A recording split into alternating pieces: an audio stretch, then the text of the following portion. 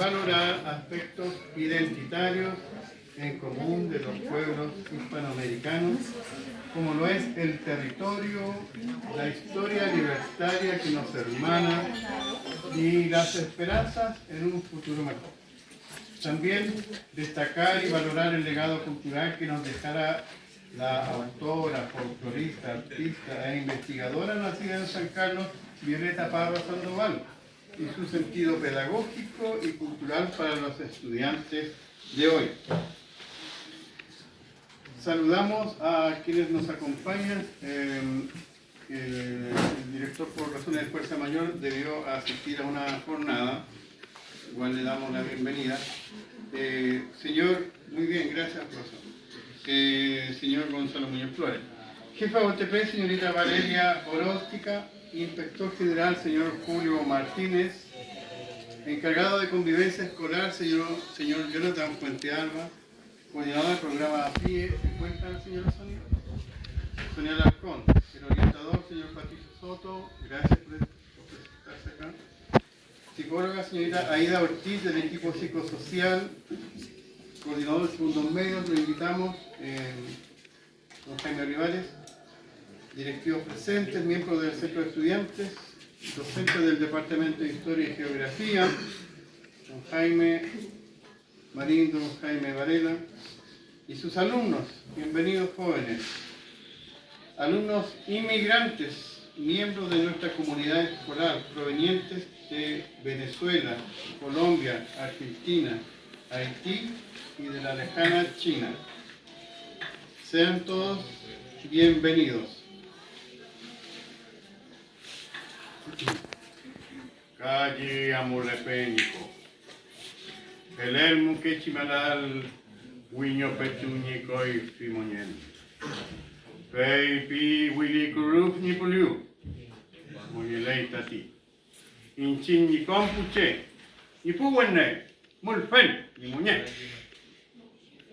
Este es un poema del Premio Nacional de Literatura año 2020, el Icura Chihuahua, que se denomina Bio Bio, Sueño Azul, y que fue musicalizado por el grupo Iyapu en el mismo disco del mismo nombre, Bio Bio, Sueño Azul. De esta manera estamos dando comienzo a esta jornada. Bueno, teníamos 3 invitados, ya, de los cuales 2 se han excusado. Don Humberto Baroni, coordinador de la Casa Violeta Parra, que debía, por razones de salud, hoy día internarse en el hospital. No fue posible contar con él. También una madre una madre venezolana, tampoco nos pudo acompañar por razones laborales, la señora Noeli Castillo Castellanos. Pero está, al menos acá, uno de sus hijos. Gracias por estar presente. Y también nos acompaña la profesora Maritza Aburto Durán, docente especialista en educación intercultural y literatura mapuche. En realidad es mucho más extenso su currículum. Y académica de la Universidad del Biobío, sede Chillán. Yo no sé si está el alumno Agustín Paillán. Ya, entonces.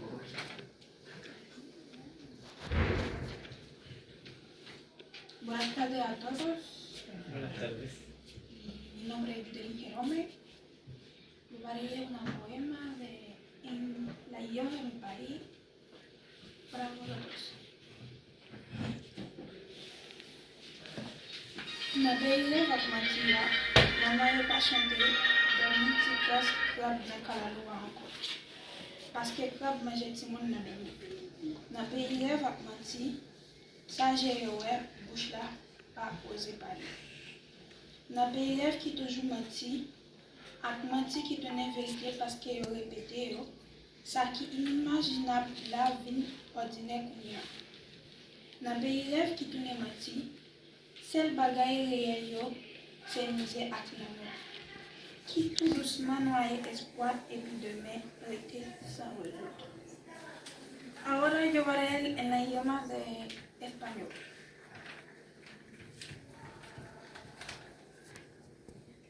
En el país de los sueños y de las mentiras, las madres ya no cantan, duerme chiquito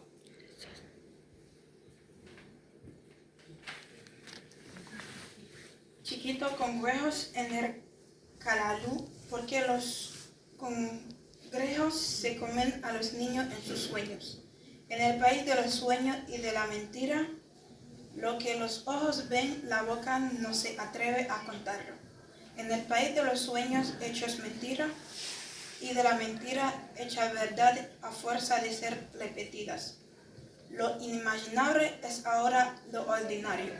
En el país de los sueños hechos mentiras, lo único real son la miseria y la muerte, que lentamente ahogan las esperanzas y el mañana se quedan enfermos. Gracias. Entonces, buenos días a todos y todas. Buenos días. Buenos días. Se dice en Mapudungún. Estoy muy contenta por esta invitación que he recibido de parte del Liceo Politécnico en la persona del profesor Luis Gavilán, que entiendo ahora también está aquí en la biblioteca, rodeado de libros que le encantan y muchas lecturas. Su familia tiene una tradición literaria, su madre escribía poemas y tiene algunos libros publicados, ¿no? Yo soy profesora en la Universidad del Biobío y he estado trabajando durante ya varios años el tema de la interculturalidad, y hasta hace poco lo trabajábamos fundamentalmente por pertenencia territorial con la identidad del pueblo mapuche, porque aquí estamos de pie, sentaditos, pero en lo que fue parte del territorio ancestral mapuche. Hoy en día la migración nos trae la diversidad, ¿no es cierto?, de nuestros países hermanos, de su gente, y eso nos permite aprender mucho más acerca de nuestra identidad. Entonces, en relación con el interés que tenemos y con el cual fui invitada, voy a ir explicando algunas ideas y conceptos para que vayamos entendiendo de qué se trata esto de la interculturalidad, que ha venido entonces a hacerse parte de nosotros y que ya está extendiéndose también como una actividad a desarrollar a través de la educación intercultural en el sistema escolar. Era una iniciativa que, como toda iniciativa, comienza de a poquito en algunos lugares, pero afortunadamente se ha ido extendiendo. Y eso nos está enriqueciendo como personas. No solo a ustedes los estudiantes, sino a todos los habitantes de este país. Entonces, ¿qué es la interculturalidad? ¿Por qué hablamos de interculturalidad? Inter, de entre, cultura, culturalidad, aspectos culturales. Cada pueblo tiene una cultura que es propio del hacer, que se ha heredado de una larga tradición de personas que podemos remontar hasta muchos, muchos siglos atrás.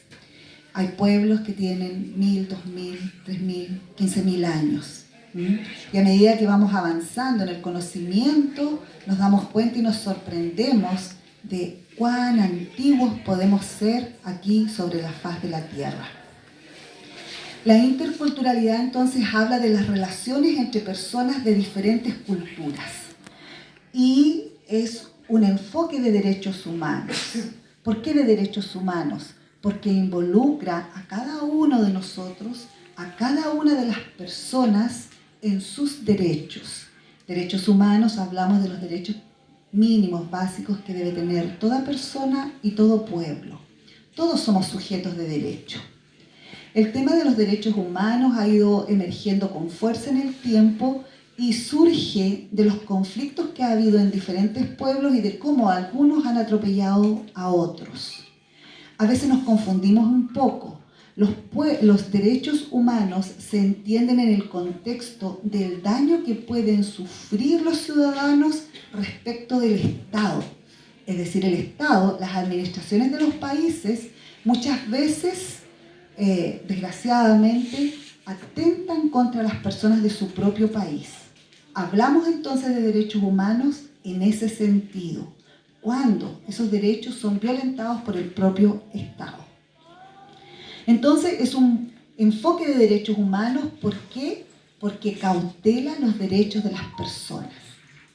Es una mirada respetuosa de las relaciones con los otros. Yo les decía entre culturas. ¿Por qué? Porque hay tensiones, hay conflictos entre los pueblos. Hay miradas que inferiorizan a otros pueblos.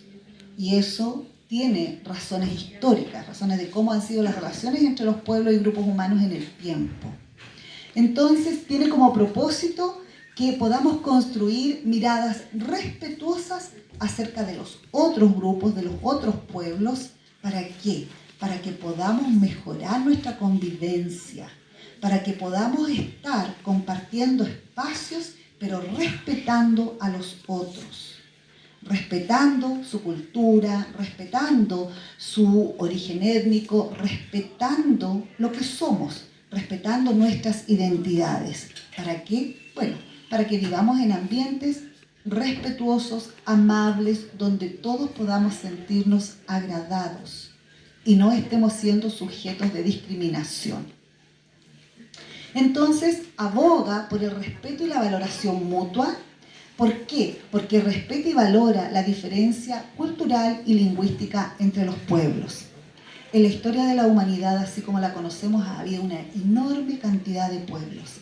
¿Qué es un pueblo? Un pueblo es un grupo humano que ha coexistido por miles de años entre ellos y han desarrollado una relación con el entorno, con el medio ambiente, una relación con los otros miembros de la comunidad, una relación con los hijos, con los abuelos, una relación con la lengua que se habla.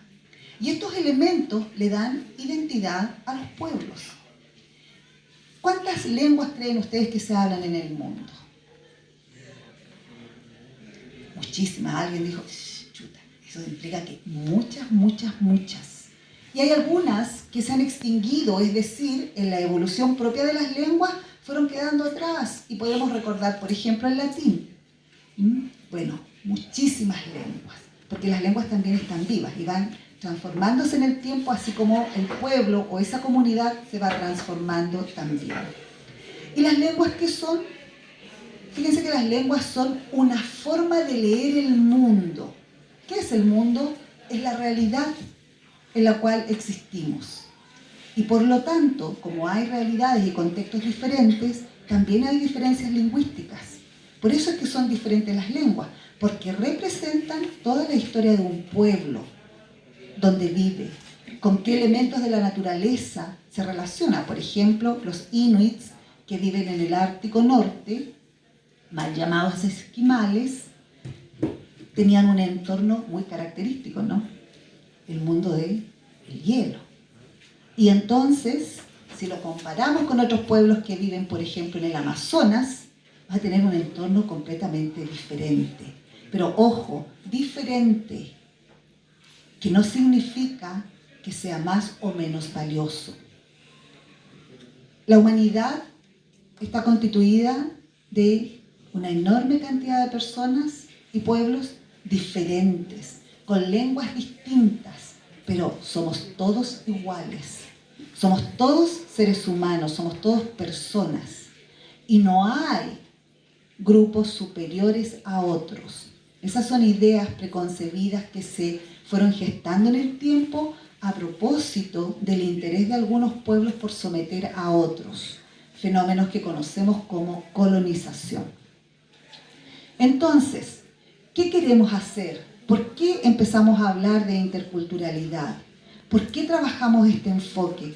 Porque queremos terminar con las discriminaciones, queremos terminar con la segregación, queremos avanzar en el respeto y valoración de la diferencia, porque la diferencia humana nos enriquece, nos muestra la extraordinaria cultura, la extraordinaria habilidad del pensamiento, nos demuestra que hay una enorme diversidad de expresiones de lo que somos y quiénes somos, y que son todas hermosas porque representan una parte importante de quiénes somos.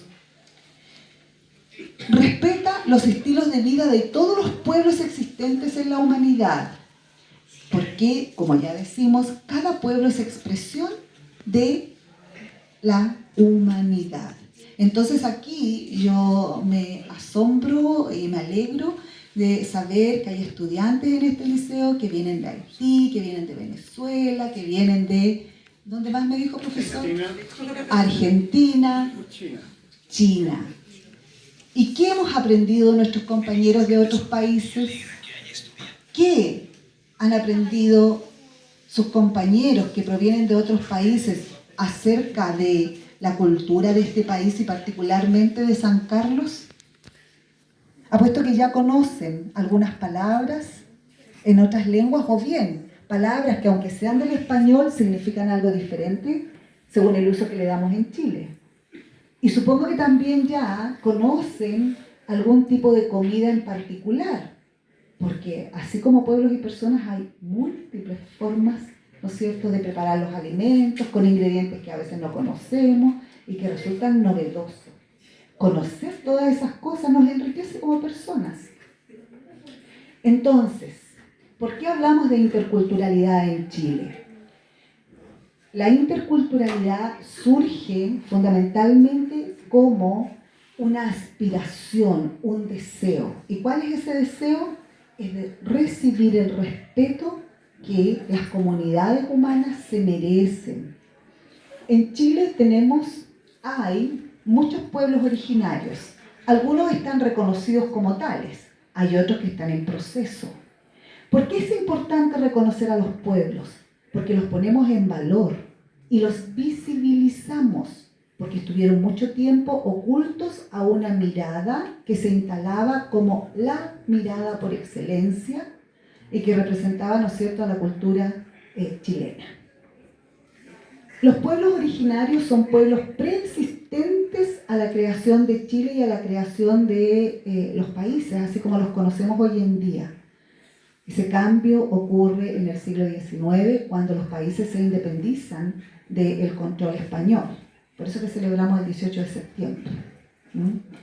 Y entonces, los pueblos llevan hasta casi 40.000 años de existencia en estos territorios.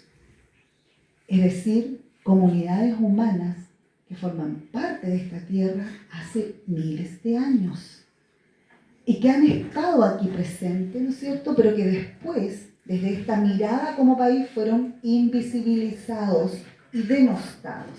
¿Qué significa denostados? Mirados como inferiores. Y eso es producto de la colonización.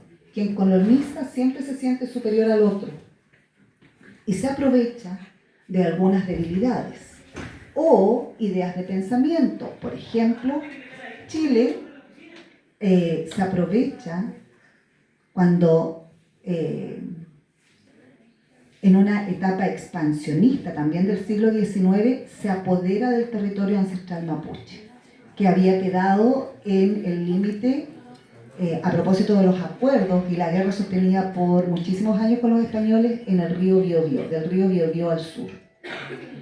Entonces, se creó una imagen. Primero, la derrota ocurre después de 300 años. ¿Por qué? Porque los mapuches no tenían armas de fuego. Y entonces el ejército chileno sí tenía muchas armas de fuego y por lo tanto, por eso, después de 300 años, entonces logra someterlos a su voluntad. Pero también ocurre que todo proceso de colonización va acompañado de un discurso que denosta al otro, es decir, habla mal del otro. Y se dijo que los mapuches eran flojos, borrachos, ordinarios, que no conocían ninguna cultura, que eran incluso atrasados intelectualmente. Si ustedes se fijan, decir eso de otras personas es muy fuerte. Es muy, muy fuerte. Y es por eso que estas ideas se fueron difundiendo en el pueblo chileno, también en el argentino, y fueron excluyendo a los pueblos originarios, también a Rapa Nui, Quichua, Aymara, Coya, a las comunidades afrodescendientes que existen en el país. Entonces, cuando estamos hablando, se expresa la voluntad de los pueblos originarios porque hablemos de interculturalidad y específicamente en dos áreas, estamos viendo que los pueblos originarios exigen respeto a sus derechos como pueblos y como personas. Y en el año 1989 comienza a gestarse formalmente el proceso de fin de la dictadura que vivió Chile por 17 años.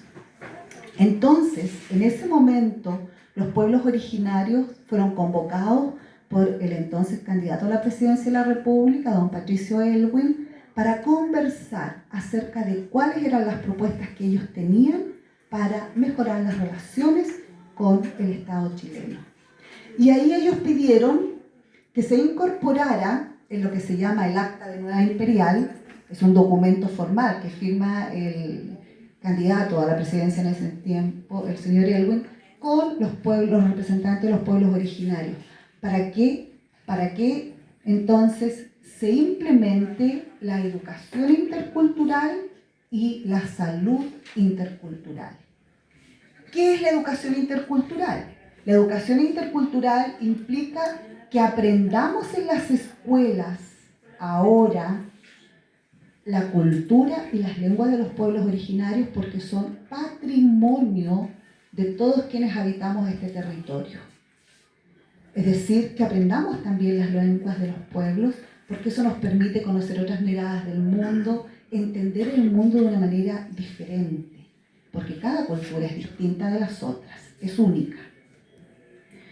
Que podamos aprender lengua, que podamos aprender la cultura de los pueblos, nos hace conocernos mejor, porque los pueblos forman parte de nuestra identidad como país.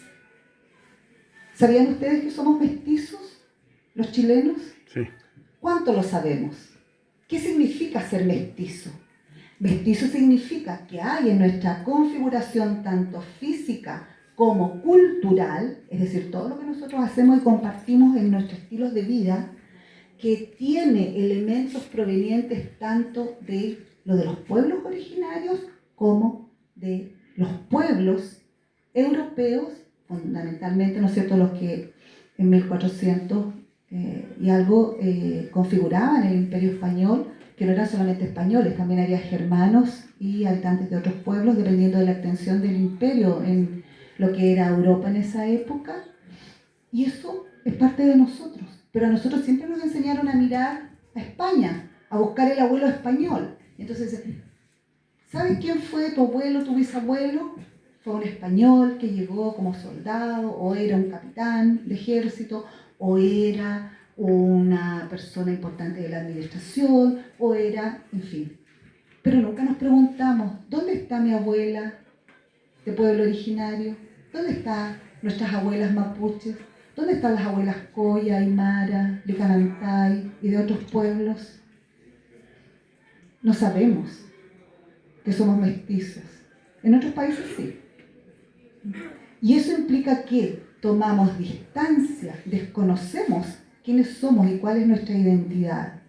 Entonces el proyecto de la interculturalidad viene a fomentar que nos conozcamos, que sepamos quiénes somos, que conozcamos a las otras culturas que no conocemos y que vivamos en armonía y respetando y valorando a los otros. En un diálogo ya no vertical, donde uno se asume como los que tienen la razón, el poder y que están caracterizados con valor positivo en oposición a los otros que han sido condenados a vivir, entre otras cosas, por ejemplo, en la pobreza. Esa es la